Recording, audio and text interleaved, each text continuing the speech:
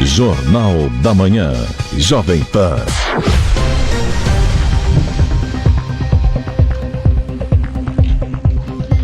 Muito bem, voltamos com o Jornal da Manhã, edição local pela Jovem Pan Aracaju 88.7, agradecendo a todos pela audiência, você na capital sergipana, em qualquer lugar de Sergipe, do Brasil, nos acompanhado pela internet, nosso muito obrigado pela audiência, sejam todos bem-vindos ao Jornal da Manhã.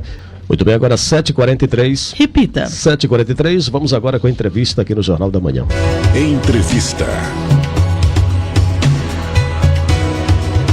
Como manter o equilíbrio das relações humanas nas tensões cotidianas? Esse e outros assuntos é o que a gente vai discutir a partir de agora com o reverendo Amorim Costa Oliveira, ele que é teólogo, escritor e palestrante. Professor, bom dia para o senhor, seja bem-vindo. Bom dia a todos vocês, prazer grande estar aqui, na expectativa de assim ajudar nossos queridos ouvintes. O reverendo Amorim Costa Oliveira, ele é também mestre em Ciências da Religião pela Universidade Presbiteriana Mackenzie e também é doutorando em Educação Contemporânea. Que resposta a gente teria, professor, para essa pergunta, como manter o equilíbrio das relações humanas nas tensões cotidianas deste mundo?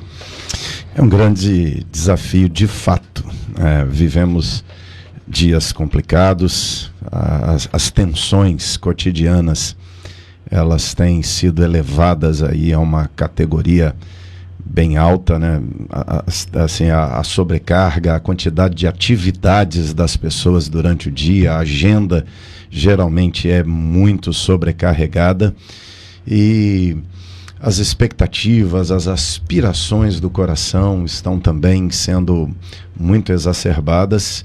Em razão disso, as pessoas já acordam estressadas, já saem atarefadas, lidam com aquele trânsito pesado ao sair de casa e já chegam com as cobranças e pressões do mercado.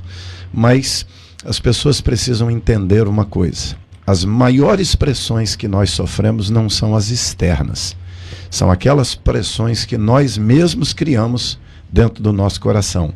São aquelas expectativas, algumas vezes até irreais, que nós mesmos colocamos sobre nós.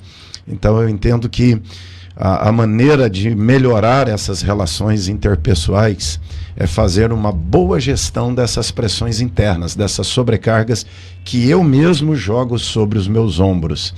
A partir de uma boa percepção de mim mesmo, a partir de uma boa gestão do meu mundo interior, eu consigo lidar melhor com o meu mundo exterior.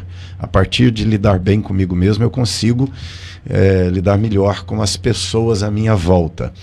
Então, para lidar bem comigo mesmo, eu preciso de uma boa conexão também com Deus. Ninguém melhor do que Deus para me ajudar a organizar meu mundo interior. Sozinho, eu não consigo. Sozinho, eu vou ter muitas limitações em fazer essa gestão do meu mundo interior. Então, começa de dentro para fora. Perfeito.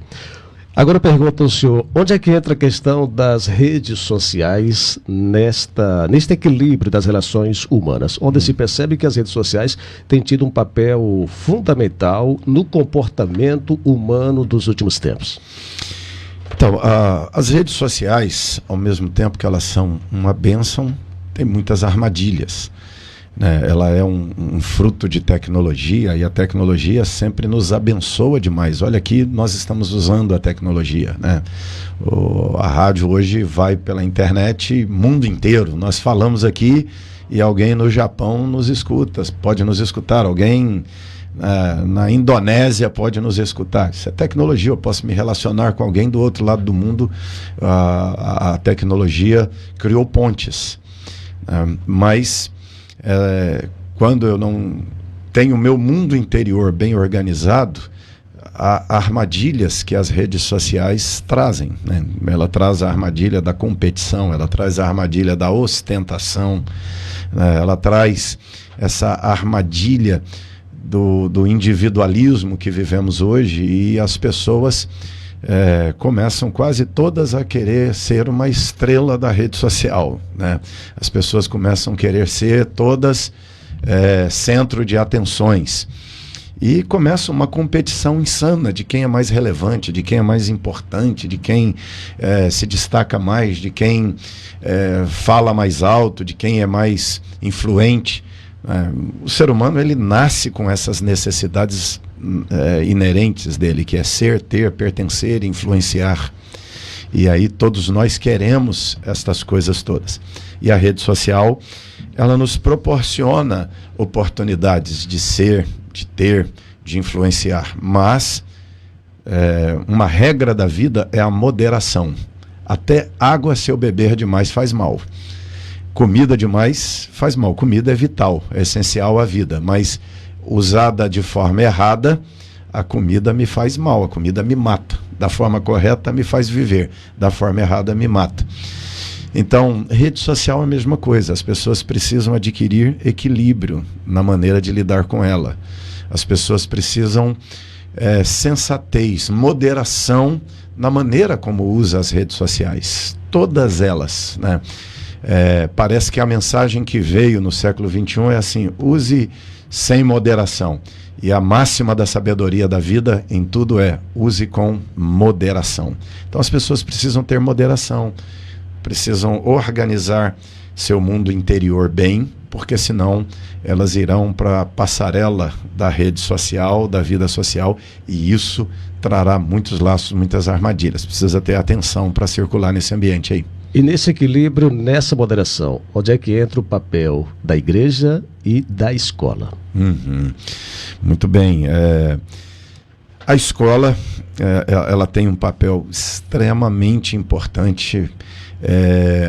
Eu acho que hoje, cada vez mais, desde muito cedo, a escola precisava abordar a questão de rede social. Algumas, quando, por exemplo, a gente estuda, você está ali no âmbito, né, de um mestrado, de um doutorado, discute-se muito o papel das mídias sociais. Mas eu entendo que hoje isso já deveria ser matéria de educação primária, né? Lá no comecinho já ensinar, porque a gente pega um menininho de 8 anos e você tem uma dificuldade enorme de reter a atenção dessa criança. Por quê? Uma das redes sociais, como por exemplo o TikTok, são vídeos curtos e que tem treinado essa geração para que ela só preste atenção 30 segundos. Então você tem um professor que tem que ficar 4 horas com um menino que tem sido treinado na rede social para ter atenção de 30 segundos. Então olha a competição. A escola, ela precisa ajudar essas crianças já desde cedo como usar essa rede social. Isso é tarefa dos pais, mas os pais não sabem. Então a escola tem que já conseguir trabalhar essa relação. A igreja, ela vem até antes, porque muitas famílias já levam as crianças à igreja bebês, né? A igreja lida com bebê, a igreja lida com criança de 3 anos de idade, lida com adolescentes, pré-adolescentes, com jovens, e ambas, igreja e escola, têm a tarefa de ensinar esses princípios da moderação, do equilíbrio, da sensatez. É educação, e educação para a vida. É educação comportamental, é treinamento para os relacionamentos. Eu estava lendo um artigo de alguns educadores da Inglaterra, e preocupação do Estado inglês, e há aqueles que estão propondo que haja uma matéria que é relações interpessoais na escola. Por quê? Porque o ser humano nunca teve tantos meios de comunicação, mas nunca também se comunicou tão mal como tem feito hoje. Por quê? Os vícios do uso das redes sociais. Igreja e escola têm que ser parceiras na educação do uso das redes sociais, das mídias sociais, e começa na infância. Perfeito. Fabiana.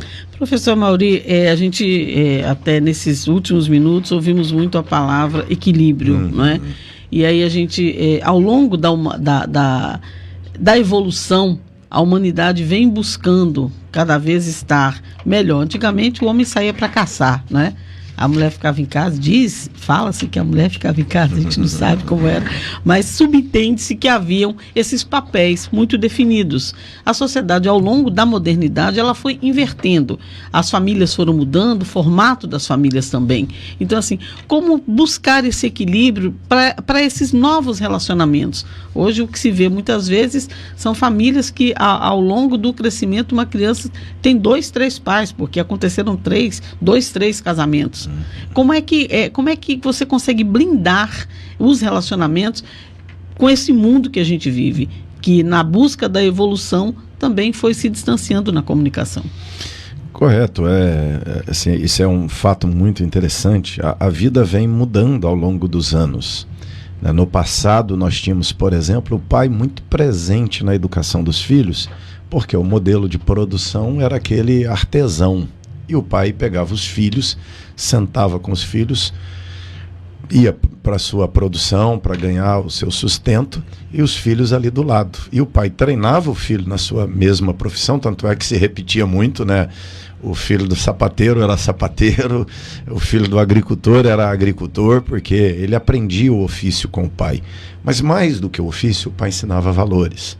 O pai ensinava regras de vida para o filho. O pai comunicava, transmitia sabedoria aos filhos. Então, o pai era muito presente também na educação dos filhos, né? Haviam as tarefas múltiplas, as tarefas específicas da mulher, as tarefas específicas do homem, tanto pai quanto mãe muito presentes na educação dos filhos. A Revolução Industrial, de início, tirou o pai da educação dos filhos, porque os pais iam para o trabalho, 16, 17 horas de jornada de trabalho fora de casa. Não era mais um artesão, era o cidadão da esteira, da produção, e saía de casa logo de madrugada, voltava à noite. Saía o filho dormindo, voltava o filho dormindo. Ainda em muitas casas é assim até hoje. Com o tempo, a mulher também, né, na falta da mão de obra na indústria, a mulher também é buscada para complementar essa mão de obra fora de casa. Então, com o passar do tempo, a própria mãe também começa a ser retirada da vida dos filhos.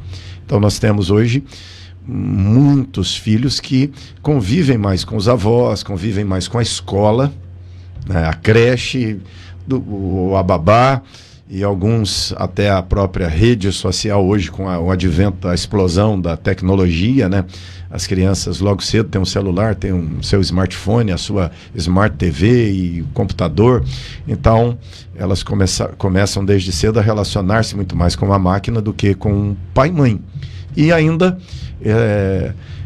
nessa desestruturação da família, a família mosaico, que é a realidade cada vez mais crescente das famílias aqui no Brasil. Aqui no Brasil hoje, 54% das famílias é pai, mãe e filhos.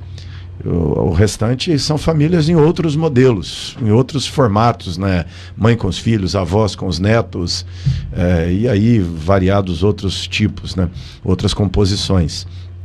Mas um fator preponderante é esse tempo que os pais precisam dar aos filhos. Criar filhos é uma responsabilidade primorosa. Eu estou formando o ser humano do amanhã, eu estou formando o cidadão do amanhã, eu estou formando os jornalistas, os pastores, os políticos, os dentistas, os médicos do amanhã. Estou formando o cidadão do amanhã. E os pais precisavam entender que os filhos são treinados na relação interpessoal dentro de casa. É com o irmão e comigo como pai que a criança será treinada para a vida. Então, é muito importante que os pais comecem a ensinar seus filhos o equilíbrio, tendo o equilíbrio. O modelo, a linguagem não verbal na educação é poderosíssima. As crianças aprendem muito mais com o que eu faço do que com o que eu falo. Então, a chamada linguagem não verbal, eu não falo, eu não ensino aquilo diretamente, mas meu filho aprenderá me vendo, me observando. Então, esse equilíbrio começa dentro de casa, na educação dos filhos, pais com os filhos, se é os avós com os netos, os avós, gastar tempo de qualidade, conversa. A gente brinca quando passa em algumas cidades do interior e vê um grupo de pessoas sentadas ali na calçada, olhando o movimento da rua, a gente fala lá o grupo de WhatsApp. Ou seja, esse grupo de WhatsApp do face a face é muito saudável, é muito importante. A rede social não substitui isso. Nós não podemos perder esse tete-a-tete, essa conversa frente a frente. Então, os pais precisam treinar os filhos logo cedo. Nós precisamos adquirir esses hábitos, né, de conversar face a face, de falar frente a frente, de gastar tempo de qualidade com as pessoas. Porque nisso eu sou treinado a lidar com o outro, ver o rosto do outro, ver a expressão facial do outro. Olha que coisa estranha que é essa conversa de texto de WhatsApp. Você coloca a entonação que você quer no texto.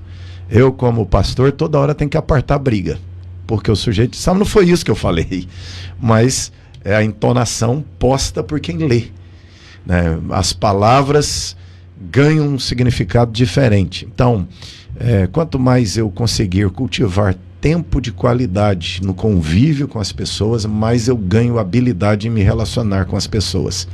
E é a partir daí que eu consigo também cultivar equilíbrio na relação pessoal com as pessoas.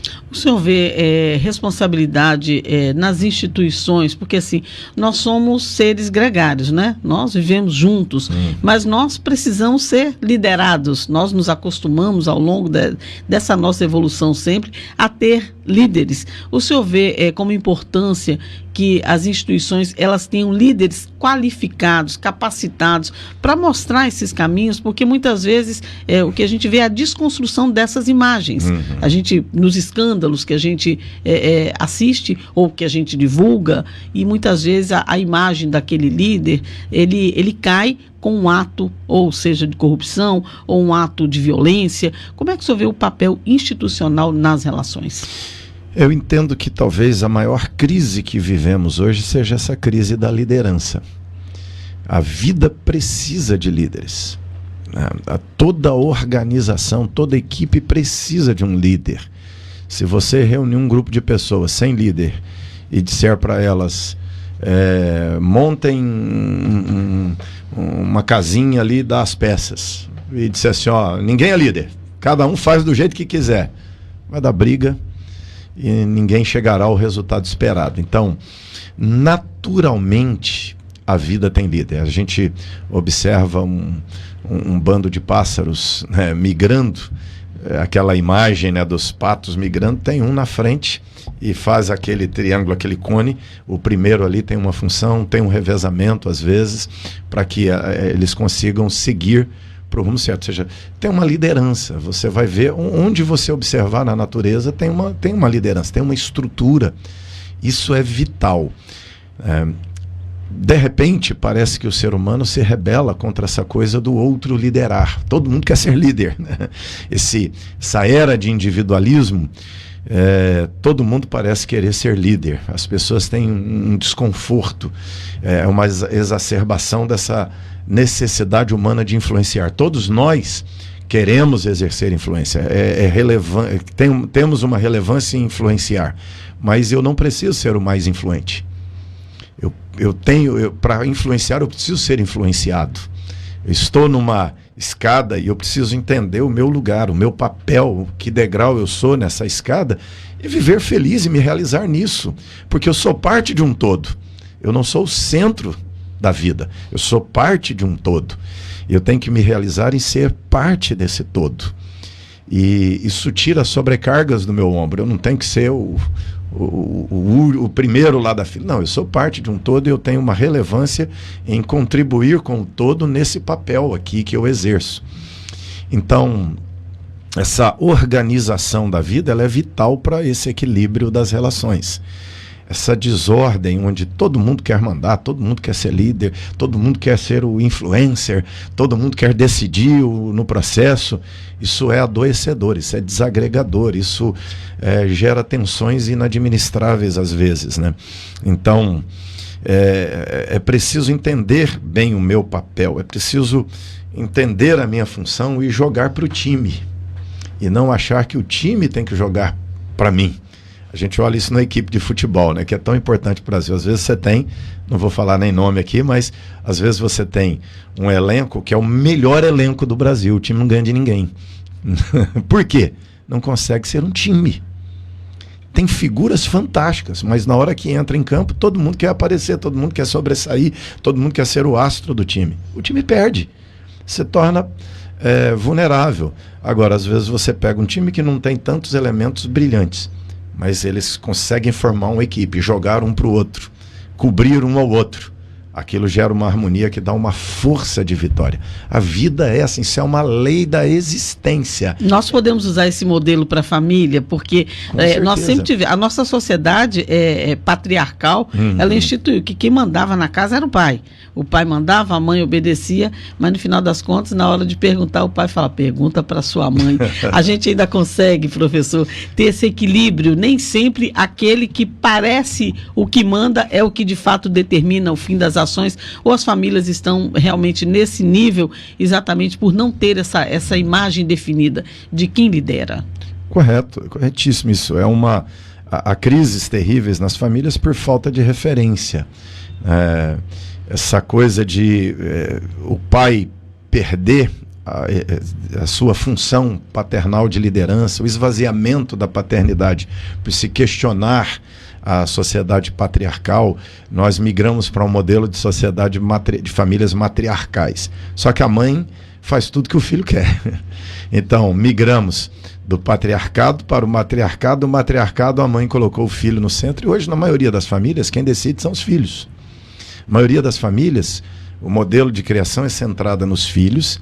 E quem decide a vida da casa é o menino. O menino fez aquela pirraça, chorou, ele vai levar. Ele ganha, ele determina o horário da família. Olha, tem propaganda que é voltada para os filhos, porque o marqueteiro sabe que quem decide o consumo da casa é o filho. Então ele aponta aquela propaganda para a criança, porque se a criança falar, eu quero, quem é que vai discutir com aquele menino? Só que esse menino, ele crescerá e ele irá para uma vida onde ele terá que se sujeitar a comando, mas ele não foi treinado em casa. Ele terá problema com a polícia, ele terá problema com o chefe, ele terá problema com o líder da equipe de trabalho. E nós estamos formando uma geração tomada de egoísmo lá na frente, e é uma sociedade conflituosa, é uma sociedade problemática, de guerras, que é o que vemos. Você vai para a rede social, guerra. Você vai para o trânsito, guerra. Por quê? Todo mundo está enxergando a si, não o todo. As pessoas jogam para si, não para o time.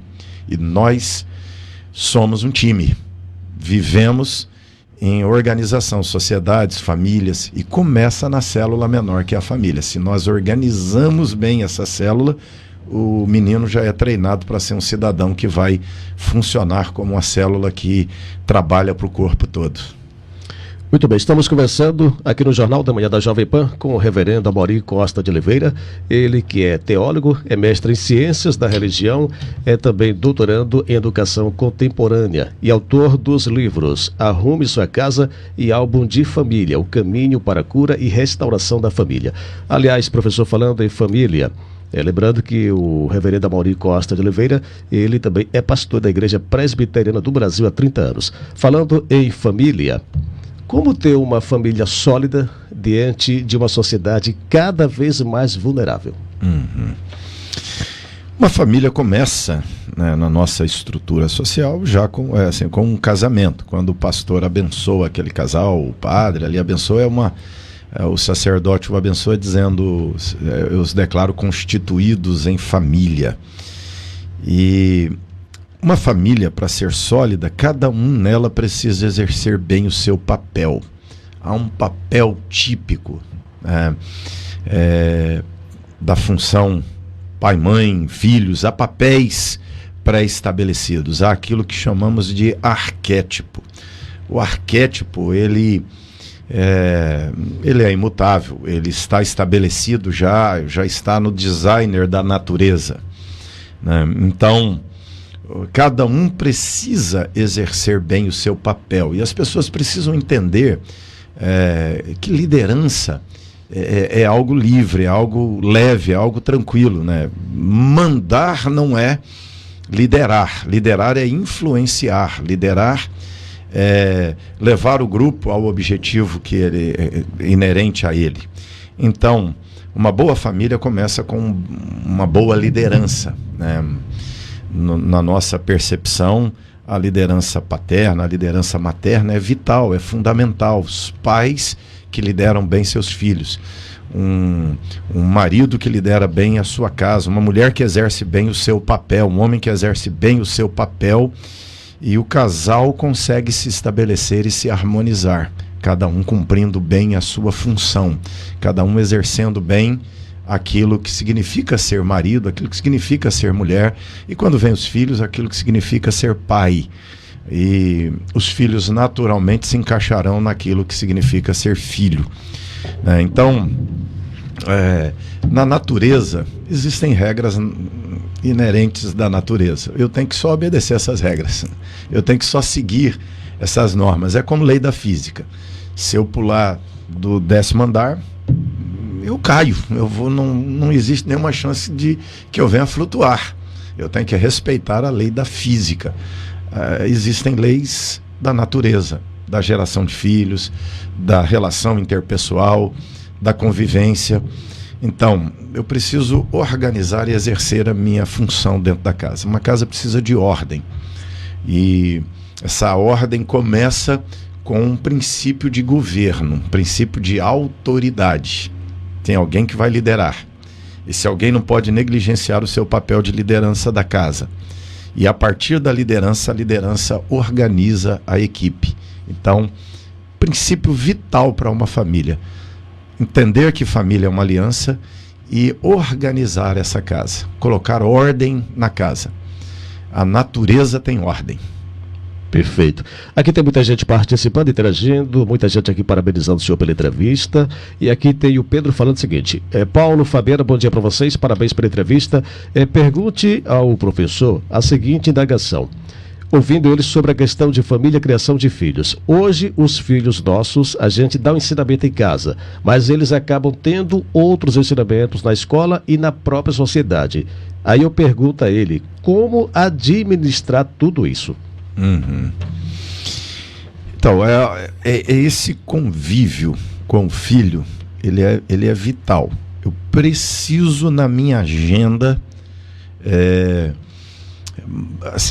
ter tempo de qualidade com os filhos. A armadilha aí ele convive lá na escola, ele convive no lazer, ele convive nas redes sociais com as outras crianças, com os adultos.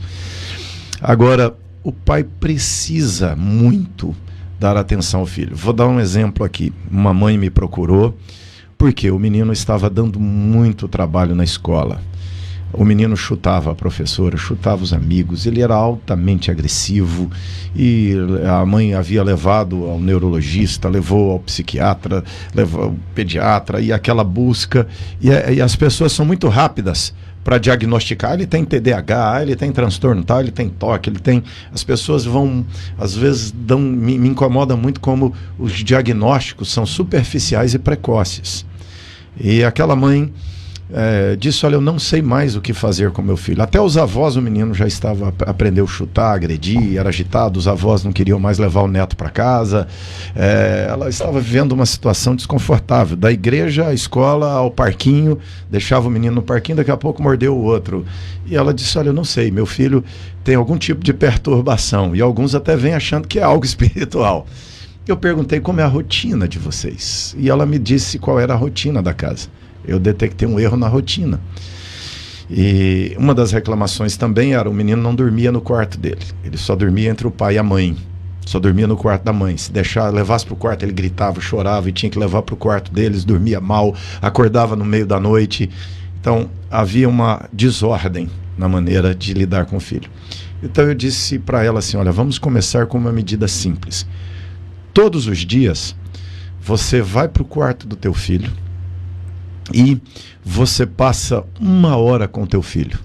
Você conta uma história bíblica para ele, você pergunta como foi o dia dele, você conta lá umas piadas para ele, dá risada com ele sobre o que aconteceu entre ele e os amigos, ajuda-o a refletir no dia dele, fica 1 hora com ele. Um dia você, um dia seu marido. Ela disse, o marido não topa? Então eu falei, começa com você, mas combina com ele e todo dia. Depois vocês façam uma oração, ore por ele, ensine-o a orar, leve-o a falar com Deus também e faça isso todos os dias, e vai dizendo para ele que o lugar para ele dormir é lá, ajude-o na decoração do quarto, faça uma decoração ali com ele, muda o quarto e comece a fazer isso todos os dias. Em 15 dias, essa mãe me procurou e disse: meu filho é outra criança. Meu filho é outra criança.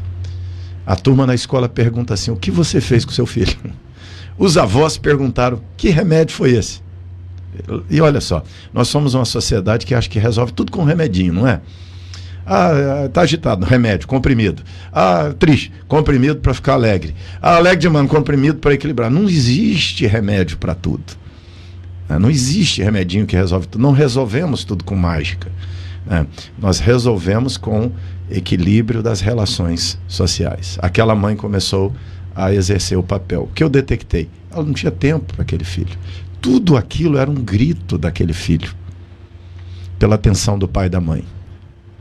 Depois de um tempo, então, o pai ficava um dia, a mãe ficava, alguns dias ficavam os dois. O menino passou a dormir no quarto dele, o menino passou a dormir com qualidade, desenvolveu habilidades na escola. Então, o princípio é esse: você precisa ter tempo com o teu filho, conversar, contar histórias, falar com eles, viver perto deles, dar atenção a eles. Nenhuma influência será maior do que a tua, como pai, como mãe. Ninguém roubará o coração do teu filho. Ninguém roubará o coração do teu filho se você conquistar dessa forma. Perfeito. Reverendo Amaury Costa Oliveira, teólogo, escritor, palestrante, mestre, doutorando em educação contemporânea. Nosso muito obrigado por sua presença aqui no Jornal da Manhã. Seja bem-vindo ao Jornal da Manhã e até o próximo encontro, professor. Muito bom, prazer estar aqui e que Deus continue derramando graça, bênção sobre a vida de vocês, sobre esse programa e sobre cada um dos queridos ouvintes. Deus derrame graça sobre todos. Aproveitar e abraçar aqui o Miguel Benques. É isso, Miguel? Miguel Benques, também o pastor Ricardo Araújo, acompanhando aqui o reverendo. E aproveitando, mandando um grande abraço ao reverendo Emanuel Menezes, que é da Presbiteriana 12 de agosto, ouvindo aqui, ouvinte assíduo aqui do Jornal da Manhã, edição local. O Edésio Fernandes também, ouvinte aqui do nosso programa, e o Rômulo Souza. O Rômulo Souza me fez uma revelação, Fabiana. Ele me disse, sabe o quê? Que a nossa querida Henriette Beli já foi cantora lá da Presbiteriana 12 de agosto. É isso mesmo? Tá vendo só? Ele mandou um vídeo pra gente, dona... É verdade. Ele mandou um vídeo pra mim, viu, dona Henriette? Vou te passar depois. Menina, sério? Tu era uma adolescente? Nossa, que coisa boa. Vai ser muito bom. Vai ser muito bom. E você cantava bem, Henriette. Gostei, viu? Cantava muito bem. Cantava no coral, né? Também isso. De lá, da Igreja 12 de Agosto, e também cantava no grupo Boas Novas, né? Que foi um grupo assim itinerante, que cantava em várias igrejas. Perfeito. Com Paulinho e tal, como regente. Muito boa, muito boa. Depois eu te passo, tá? Passa sim. Tem que saber onde ela canta hoje. É verdade. Não, hoje acho que ela está cantando mais na Jovem Pan, viu, professor? A Jovem Pan. É uma música assim, meio falada, sabe? Assim, né? Eu vou te dar esse vídeo de presente, tá bom? Vai ser meu presente já de aniversário antecipadamente. Muito obrigada. Agradeço ao Rômulo. Valeu, Rômulo. Obrigada. Professor, grande abraço.